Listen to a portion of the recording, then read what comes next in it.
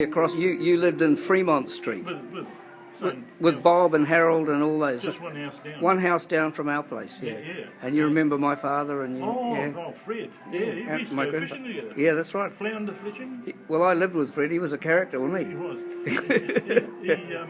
Flounder fishing in Hobson Bay. That's right, flounder fishing. They all did. The sewer pipe and climb down That's the right. ladder. Yeah.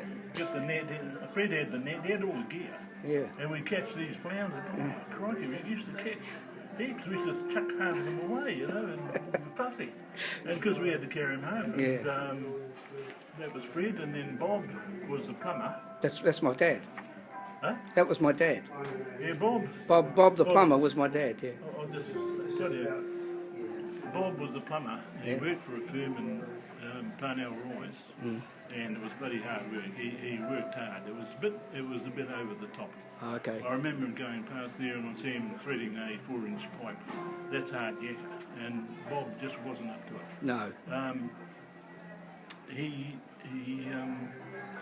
was also very interested in electronics. That's right. His version was to turn a super heterodyne set, for those who know about super heterodyne sets, turn it upside down, and if you find out a resistor wasn't working, you get hold of your screwdriver. That's right.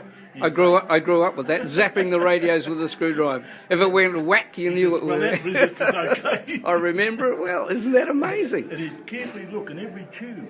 Yeah. And it was years when I actually started doing this stuff myself. I realised that there's two lots of filaments in there. Right. And one goes out because the thing doesn't work. And he'd look at carefully. He'd take time. Look down one tube at a time. You might have 7 tubes. And the zap bit. And when you turned it up, very often there was a blackened resistor. Oh, You yeah, had to okay. calculate where that was in the circuit, what the ohmage of it was, what value it was. And he had all this drawer full of resistors, and he'd put another one in. Oh, that doesn't work, so he'd take that out. Whereas Harold was a brass finisher, worked for D. Wallace in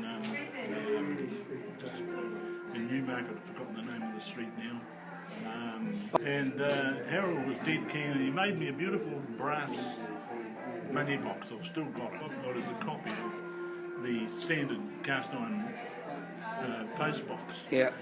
Anyway, along comes the war, into the Air Force, well, initially the Army, and then the Air Force. Then Harold comes home with his Air Force outfit, and man, he fitted that to a T. He was a good-looking boy, wasn't he? He was a good-looking boy. He had what I call a crowdy look about him. Yeah. The rectangular face. Okay. They call it the golden mask. Blonde hair, blue eyes. A bit taller than me. And very personal, very muscular. Yeah. And he went into the Air Force and he studied radar, radio, and it was a scientific grounding that he got that Bob didn't have. That's right. So eventually the war ended and Harold comes home and I go into his workshop, what passed as a workshop. It was actually his bedroom. And I said, hey, that's an A-formator. You can't buy those. Import restrictions at the time, you couldn't buy an AVO. Yeah. The name of it was an AVO meter. There was a Mega, which was he used for measuring high resistances, very high resistances, very accurate. Yeah. So when you get the screen resistors and the plate loading resistors, you can measure it actually. Well, whereas Bob did the bam, bam, bam, Harold would take it out and it'd measure it and say, oh, it's so many yards. Yeah, that's right. It's still good to put it back. Yeah.